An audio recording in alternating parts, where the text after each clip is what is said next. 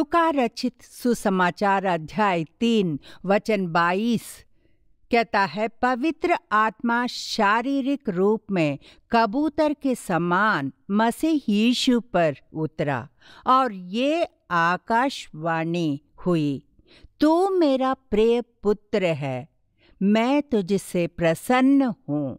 ये आकाशवाणी हुई, तू मेरा प्रिय पुत्र है, मैं तुझसे प्रसन्न हूँ।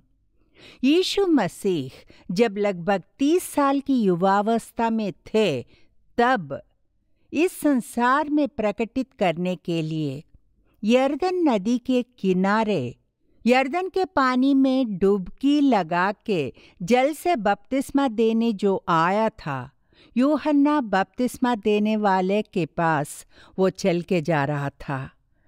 चल के जाके यूहन्ना और फिलिप्पुस नाम का चेला, वचन 21, जब सब लोगों ने बपतिस्मा लिया और यीशु भी बपतिस्मा लेकर प्रार्थना कर रहा था, तो आकाश खुल गया।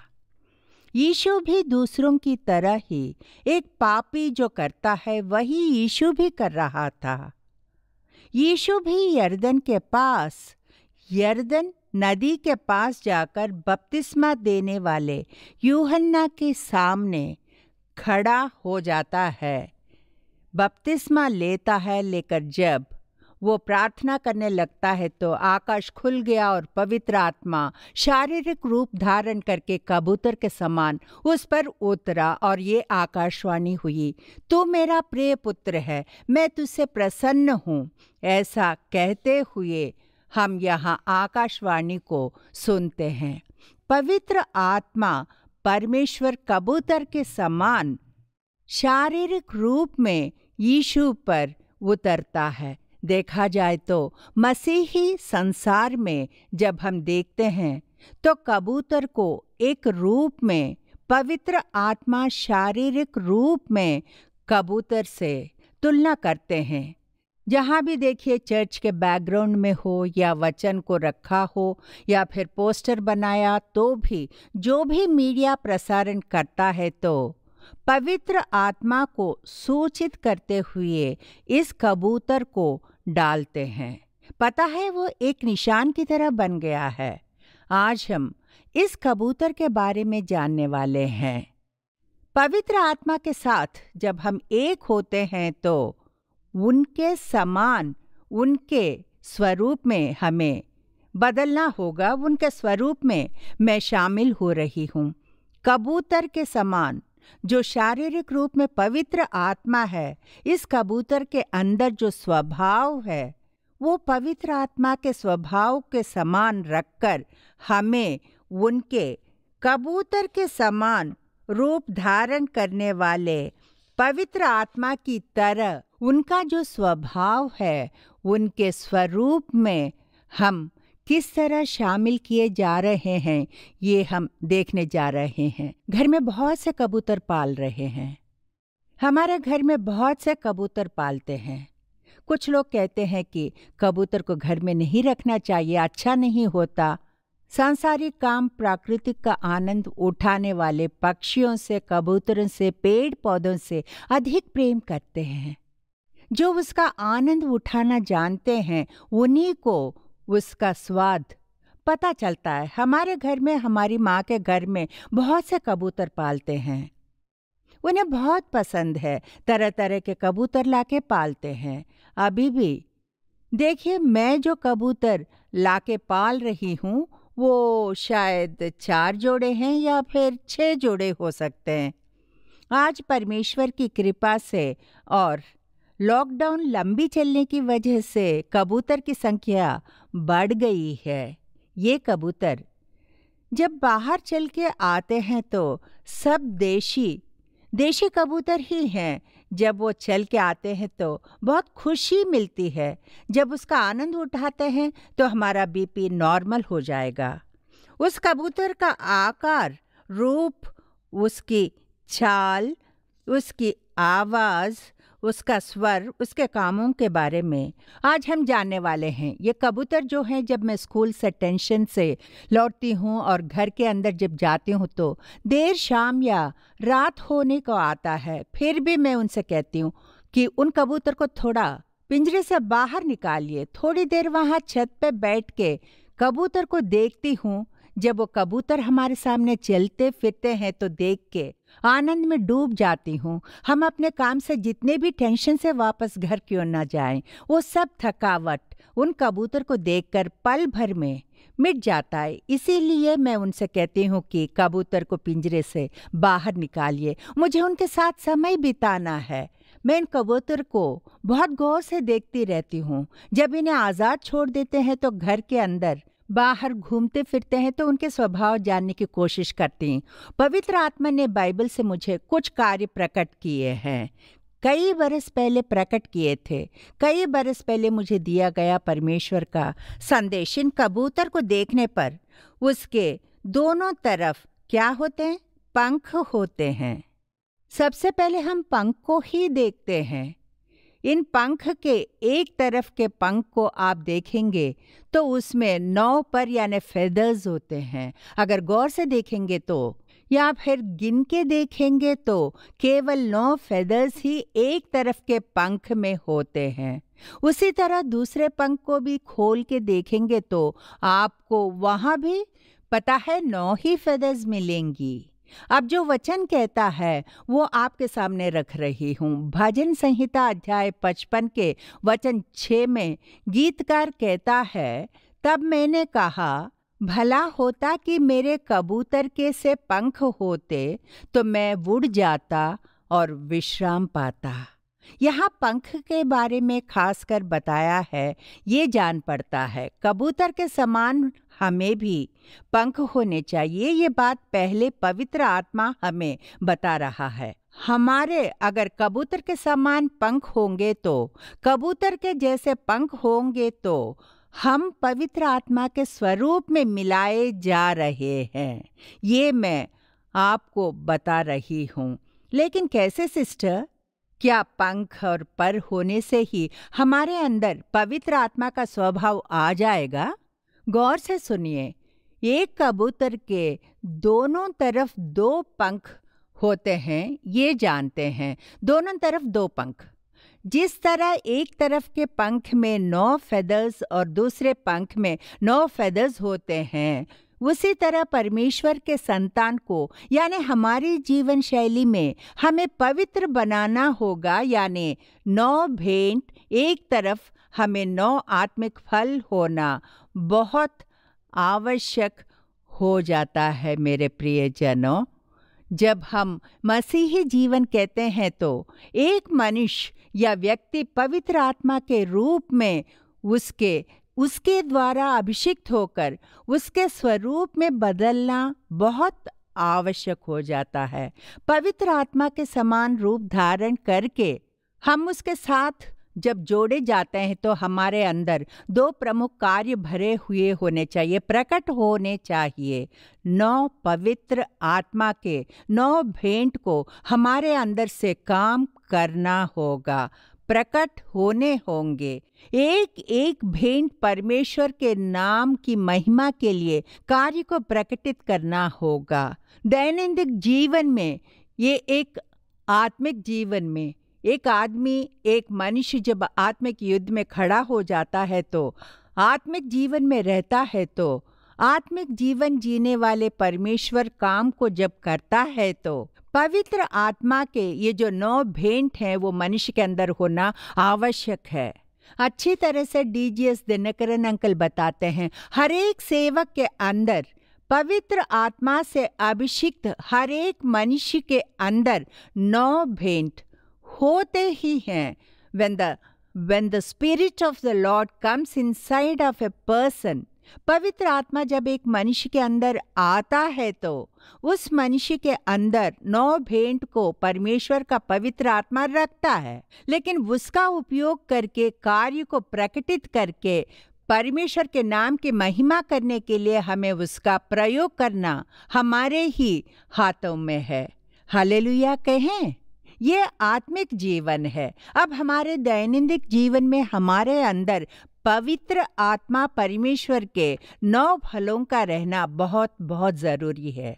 मुश्किल है, 9 के 9 पाना बहुत मुश्किल है। एक मनुष्य से, एक साधारण मनुष्य से ये सर्मन ऑन द माउंटेन, पहाड़ी उपदेश में जो बताया गया था, यीशु जिसकी राह देखता है, परमेश्वर जिसकी राह देखता है, यीशु जो चाहता है उसके बारे में भीड़ को बताता है। परमेश्वर ये सब तुम में देखना चाहता है। तुम्हारे मरने से पहले अगर तुम नित्य जीवन को अपनाना चाहते हो तो इन सब कार्य को तुम्हें अपने जीवन में करने होंगे, फिर भी इनका पालन करना बहुत बहुत मुश्किल है। उसी तरह पवित्र आत्मा के 9 फल एक मनुष्य में जब पूर्ण दिखाई पड़ेंगे, प्रकटित होंगे, तो वो मनुष्य या वो आदमी पूर्ण होकर पूर्ण रीति से पवित्र है कह के बुलावा पाएगा। वो परमेश्वर के पुत्र की तरह बच्चों के लाइन में रह सकोगे। जी हाँ, लाइन में रह सकोगे, पर दोनों तरफ जिस तरह कबूतर के होते हैं, पवित्र आत्मा हम पर अपने कबूतर के समान शारीरिक रूप में उतरा था। हमारे अंदर पवित्र आत्मा के 9 भेंट एक तरफ और पवित्र आत्मा के 9 फल दूसरे तरफ हमारे अंदर कार्य करना आवश्यक हो जाता है। मेरे प्रियजनों, इन्हें समझकर पूर्ण रूप से जो अमल करता है एक मनुष्य आदमी, वो पूर्ण रूप से मनुष्य बन के रहेगा। ये साधारण तरीके से होने वाला कार्य नहीं है, उसकी सहायता चाहिए, क्योंकि हम जिस संसार में जीते हैं पता है वो कैसा है। जब देखो अशुद्धता में, पाप में ही हम जीते रहते हैं। आप चाहे जितना भी पवित्र रहकर जीवन जीने का प्रयत्न करें तो भी ये संसार हमें दुखी करके पाप में ढकेलने की सोचता है। हम तो पवित्र हैं और सुबह उठते हैं, प्रार्थना करते हैं, पवित्र आत्मा के अभिषेक के द्वारा प्राण, आत्मा, शरीर तीनों से भरपूर हम नौकरी पे जाते हैं। नौकरी पे जाने से पहले हम पवित्र ही थे। किसी पर गुस्सा नहीं होना चाहिए, किसी पर चिड़चिड़ाना नहीं। आज पूर्ण रूप से उठकर अच्छे स्वभाव से सुबह उठ के प्रार्थना करके ऊपर नीचे होकर अन्य भाषाओं से भी परमेश्वर के सम्मुख रहकर राह देखते हुए प्रार्थना, लेकिन घर से बाहर कदम रखते ही हमें पाप करने की आवश्यकता नहीं है। हमारे इर्द गिर्द जो है वो हमें मजबूर कर देंगे पाप करने पर। उनके काम हमें गुस्सा दिलाते हैं, चिड़चिड़ा कर देते हैं, वहाँ हम पाप में पड़ जाते हैं और ये हम जानते हैं। मेरे प्रियजनों, तब एक मनुष्य, एक आदमी इस कबूतर के 2 पंख और 9 फेदर्स जिस तरह दिखते हैं, हम भी परमेश्वर के पवित्र आत्मा के 9 भेंट और 9 फल पाने वालों की तरह रहना चाहिए। यही बात भजन संहिता अध्याय 68 के वचन 18 में है। इसे मैं आपके लिए पढ़ती हूँ। वो कहता है, तू ऊंचे पर चढ़ा, तू लोगों को बंधुआई में ले गया, तूने मनुष्यों से वरन हठीले मनुष्यों से भी भेंट ली, जिससे याह परमेश्वर उनमें वास करे। विश्वासघातकों से भी तूने भेंट लिए हैं। अपनी पवित्रता के लिए ही नहीं, मनुष्यों की पवित्रता के लिए भी परमेश्वर से भेंट पाए हैं। हमारा प्रभु यीशु मसीह तब भेंटों से एक मनुष्य को भरना होगा। यही परमेश्वर की इच्छा है, यीशु मसीह की इच्छा है। दूसरा, ये कबूतर कैसा कबूतर है पता है? यशायाह अध्याय 60 वचन 8 में वचन बताता है, ये कौन है जो बादल के समान अपने दरबों की ओर उड़ते हुए कबूतरों के समान चले आते हैं। इस कबूतर का स्वभाव देखिए। पता है ये कबूतर करता क्या है? दरबों की ओर उड़ते हुए कबूतर की तरह पहाड़ियों के दरार में जाकर अपने घोंसले में बैठ जाता है। ये बस शिकार करके उसे खा के समय नहीं बिताता रहता है। ये हमेशा अपना काम करता है और दरबों की ओर उड़ते कबूतर हमारे घर से अगर देखेंगे तो स्कूल के ऊपर तीसरे मंजिल के छत पर खिड़कियों पे कबूतर बैठे रहते हैं। 4 कबूतर हैं। वो नीचे आके हम उनके लिए जो दाने डालते हैं, वो जब कोई मनुष्य वहां नहीं होता तो धीरे से उतरते हैं। अगर उसे पता चल जाए कि हम देख रहे हैं या मनुष्य आसपास हैं तो दाने नहीं खाते, तुरंत वो कहाँ जाते हैं, वो उस बिल्डिंग के ऊपर वो जहाँ रहते हैं वहाँ जाके बैठ जाते हैं।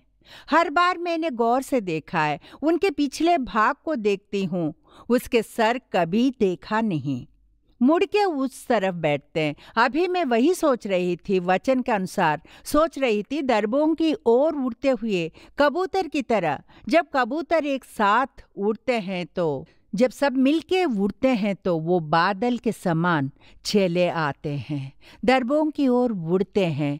श्रेष्ठ गीत को अगर हम देखें तो अध्याय 2 में वचन 14 को पढ़ेंगे तो, हे मेरी कबूतरी पहाड़ की दरारों में और टीलों के कुंज में रहने वाली, हे मेरी कबूतरी। कबूतर अपना काम खत्म होते ही तुरंत अपने घोंसले में चला जाता है। वो कबूतर अच्छे से बाहर आके दाने खाते हैं और वो ये नहीं सोचते कि हमें आज़ाद छोड़ा है, कहीं उड़ के चले जाएंगे। वो नहीं जाते नहीं हैं। कितने बरस बीत गए होंगे, महीने बीत गए होंगे। अगर पक्षियों को पिंजरे से निकालेंगे तो वो उड़ के चले जाते हैं। बस एक बार गए तो गए, वापस नहीं आते। और तोता को देखिए, बाहर निकालेंगे तो बस उड़ जाएगा। प्यार से कंधे पे रखो, मीठी मीठी बातें करो, कितने ही फल खिलाओ, प्यारी तोता कह के अपने बिस्तर पे अपने पास रखो तो भी पर के उगते ही वो उड़ जाता है, वापस नहीं आता। लेकिन ये कबूतर जो है, उन्हें रोज बाहर निकालते हैं, लेकिन वो हर जगह दाने खा के पेट भरने के बाद, अपना काम खत्म होने के बाद पता है कहाँ आते हैं? उसी दरबे में, पहाड़ के उसी दरार में तेजी से उड़ के आ जाता है। क्यों इतना जल्दबाजी क्यों? भजन संहिता अध्याय 55 वचन 6 को देखेंगे तो, भला होता कि मेरे कबूतर के से पंख होते तो मैं उड़ जाता और विश्राम पाता। वो वहां जाके विश्राम पाता है। वो किसी भी समय उस जगह पे, उस दरार में अपने मुख को रख के अपने मुख को वहां एक सुंदर सा आकार उसमें बन जाता है और ये विश्राम पाता है। वो जाके बैठ जाता है, वो जाके बैठ जाता है। वहाँ काम हो गया, खाया, दाना खा के पेट भर गया तो बस दूसरे कामों से नाता नहीं। वो सीधा उड़ के पहाड़ के दरार में जाके रहता है। क्यों रहता है? ये चट्टान जो यीशु मसीह है, उसके, उस उद्धारक के उन बादलों में, उनकी महिमा में जब हम बैठे रहते हैं तो एक सुंदर सा जीवन की नदी बहती है। हमारे अंदर एक महिमा को आते देखते हैं। वहां जाके जो कबूतर बैठा है वो क्या करता है?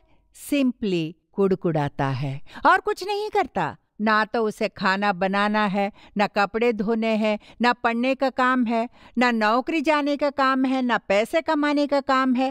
वो बस दाने खाने के बाद मेरा काम हो गया है, अब मैं अंदर चट्टान के दरार में जाके बैठ जाऊंगी कह के बैठ के कुड़कुड़ाता है। पहाड़ों पर तेजी से जाने वाला कबूतर क्या करता है? जब भी देखो उस चट्टान के दरार में बैठ के कुड़कुड़ाता रहता है। उसी तरह मसीही जीवन भी होना चाहिए। इस तरह मसीही जीवन होना चाहिए। मेरा काम हो गया है, मैं बेकार के काम नहीं करूंगा, बेकार की बातें नहीं करूंगा, मैं बेकार के कामों में भाग नहीं लूंगा। मेरा काम हो गया है। क्यों?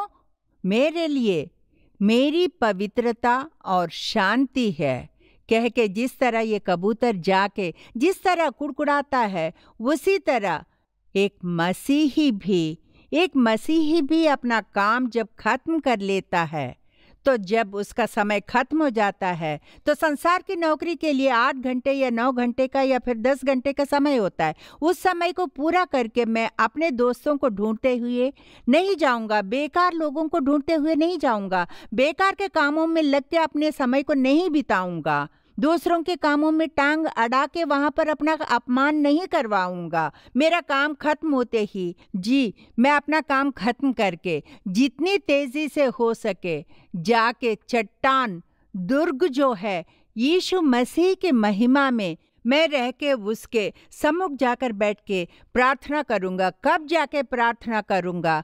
कब उसके चरणों के पास बैठूंगा मैं? कब उससे मैं मिलूंगा? कब मैं उसके स्वर का पालन करूंगा, सुनूंगा? वो मुझसे बात करेगा क्या? इसलिए तेजी से जाओ। सच्चा मसीही कबूतर की तरह तेजी से जाके वापस अपने शेड के अंदर जाके अपने कमरे के अंदर उसके लिए जो गत्ते का डिब्बा रखा हुआ हो उस कमरे में जाके मुख को वो अंदर करके गुड़ गुड़ गुड़ करते हुए कुड़कुड़ाता है। उसी तरह हमारा जीवन भी होना चाहिए। कब परमेश्वर के सम्मुख जाके कुड़कुड़ाते हुए प्रार्थना करके, प्रभु मेरे देश के लिए, मेरे परिवार के लिए, मेरे समाज के लिए, मेरे शहर के लिए, मेरे दोस्तों के लिए, मेरे अपनों के लिए, मेरे इर्द गिर्द जो हैं उनके लिए प्रार्थना कर रही हूँ, वो भी मेरे साथ परमेश्वर के राज को अपना सके। ऐसे कुड़कुड़ाते हुए जो प्रार्थना करते हैं ना, वो पता है मोस्ट इंटरेस्टिंग टाइम होता है। प्रार्थना का वो समय अद्भुत समय है। देखिए, बड़े बड़े फंक्शंस में आप स्टेज पर गेस्ट ऑफ ऑनर बनके पहले रो में बैठने पर भी जो समाधान नहीं मिलता, मुख्य अतिथि बनके जो जिम्मेदारी निभाते हुए बाहर पार्टी के स्टेज पर या सरकारी स्टेज पर या फिर साइंटिस्ट, डॉक्टर्स या नामी ग्रामी लोग जहां बैठते हैं, आप भी वहां प्रमुख व्यक्ति के आसन पर बैठ के सजाए हुए पात्र बन के जा सकते हैं। घर वापस आके देखिए, वो सारी महिमा लगता है कुछ नहीं है। उससे आप जरा भी तृप्त नहीं होंगे। आपको माला पहनाएंगे, सर पे फूलों का मुकुट पहना के शॉल ओढ़ेंगे, माला पहनाएंगे, सर पे फूलों का मुकुट पहनाएंगे और फिर फोटो भी लेंगे, फेसबुक में डालेंगे, देखा कितना बड़ा माला पहना है मैंने। आप सोचते होंगे वो महिमा नहीं है। जी हाँ, महिमा नहीं है। वो इस शरीर के साथ नष्ट होने वाली चीज है, शरीर के साथ मिट जाने वाली बात है। लेकिन प्रभु की प्रसन्नता में जाके बैठ के उसके सम्मुख पिता को याद करके, हे पिता, मैं तुझी को याद कर रही हूँ, मेरा हृदय तुझको ही देख रहा है, तेरी ही स्तुति करता हूँ कह के हमेशा जो कहते हैं ना, उसके सम्मुख बैठ के जो हम बातें करते हैं ना, उस समय को हम भुला नहीं सकते। महिमा से भरा समय वो मधुर समय होता है, बहुत ही शांतिपूर्ण समय होता है। परमेश्वर ने, जी हाँ, परमेश्वर ने मनुष्य को बात करने की शक्ति दी है। क्यों दिया है? मनुष्य को गूंगा ही रख सकता है ना, कबूतर की तरह कोई आवाज दे सकता था। मनुष्य को भी कोई आवाज दे सकता था ना। बात करने की शक्ति क्यों दी परमेश्वर ने? परमेश्वर ने क्यों आत्मज्ञान दिया? बात करने की वो शक्ति परमेश्वर ने मनुष्य को क्यों दिया? इसलिए कि परमेश्वर मनुष्य के साथ प्यार से बातें करके संबंध रखना चाहता था। इसीलिए उसने ये भेंट दी है, मनुष्य को बात करने की शक्ति दी है। हे पिता परमेश्वर, कबूतर की आंखों की तरह आंसू भरे रहने वाली कबूतर की आंखों जैसी आंखें हमें भी दे। Whenever we come to your presence, जब भी हम तेरे सानिध्य में आते हैं तो हम अपने आप को भूलकर हमारे आंखों से आंसू की धाराएं बहाने का अनुभव हमें दे पिता। आंखों के शिखर से ऊपर तेजी से जाके हम अपने आप को भूलकर हमारी सुंदरता को पीछे छुपाकर तेरी महिमा में हम खोकर तेरी प्रतिष्ठा को बनाए रखने के लिए पवित्र आत्मा हमारे अंदर कार्य करे पिता। हर समय अन्य भाषाओं में बात करने लायक हमें बना, स्वर्गलोक की भाषा में परमेश्वर के साथ बात करने का, हमारे प्रभु तुझसे बात करने का समय हमें प्रदान कर पिता। इस संसार को हम पीछे रखकर, क्रूस को हमारे आगे रख के, अब मैं जीवित ना रहा, मैं नहीं पर मसीह मुझ में जीवित है, ये हम जान सके, प्रकटित हो सके, इसके लिए हमें महिमा दे पिता। पूर्ण रूप से, नॉट 1% और 99%, 100% मैं अपने आप को तुझे समर्पित कर रही हूँ। ऐसा हम सब कहे क्या, उन्हें स्वीकारने वाले आप सबको वो प्रकाशित करके, आपका अभिषेक करके, आत्मफल और क्षमता देकर आपको योग्य बनाएगा। परमेश्वर से प्रार्थना करो कि हमेशा उसी की स्तुति करके उसकी महिमा बढ़ाने का अवसर दे। प्रभु से कहिए कि सारी जिंदगी प्रभु की आराधना करने के लिए अवसर दे। परमेश्वर आप सबको आशीर्वाद देगा। प्रभु यीशु मसीह के नाम में प्रार्थना कर रहे हैं पिता, आमीन आमीन। प्यारे साथियों, बहन नलनी विल्सन का विनयार्ड सेवकाई द्वारा प्रस्तुत हर रविवार सुबह 9:30 बजे से लेकर 11:30 बजे तक इसमें अभिषेक के साथ आराधना भी हो रहा है। उसमें भाग लेने के लिए कलीसिया में प्रत्यक्ष आमंत्रित करते हैं। जगह विनयार्ड सेवकाई, मंदवली बस डिपो के पास, कैनाल बैंक रोड, मंदवली, चेन्नई 28। अधिक जानकारी के लिए 9962623333 9962623333 पर कॉल करें। बहन नलनी विल्सन का विनयार्ड सेवकाई द्वारा प्रस्तुत लगातार प्रार्थना, नॉन स्टॉप प्रेयर, हर दिन दोपहर 12 बजे से लेकर 1 बजे तक आपको लगातार प्रार्थना के लिए प्रत्यक्ष और ऑनलाइन गूगल मीट के द्वारा आमंत्रित करते हैं। प्रत्यक्ष आने वाले number 7 South Canal Bank Road, Mandawali bus depot के पास में, मंदवली, चेन्नई 28 पर आए। ऑनलाइन गूगल मीट में आने वाले TAQZNDHKXU इस कोड का उपयोग करके प्रार्थना में भाग लेने के लिए तहे दिल से स्वागत करते हैं। बहन नलनी विल्सन का विनयार्ड सेवकाई द्वारा प्रस्तुत यीशु के नाम से प्रार्थना सभा शुक्रवार और शनिवार शाम के 6 बजे से लेकर 9:30 बजे तक 7 हफ्ते लगातार चलेगा। रविवार को सुबह 9:30 से लेकर 11:30 बजे तक चलेगा रविवार की आराधना। ये सारे कार्यक्रम एक साथ चलेगा और इसे घोषित करने में हमें बड़ी खुशी हो रही है। जगह विनयार्ड सेवकाई सभा, number 7 South Canal Bank road, बस डिपो के पास, मंदवली, चेन्नई 28। प्रार्थना में सभी लोग प्रत्यक्ष रूप से भाग लेने के लिए हम स्वागत करते हैं। St. John's Senior Secondary School. Admissions open from kindergarten to 12th standard. Admission now in progress. Nobel laureates are not created in huge research facilities but in a humble school labs. With the incredible success of the 50 Golden Jubilee years, let your child go on a journey of imagination and creativity. St. John's.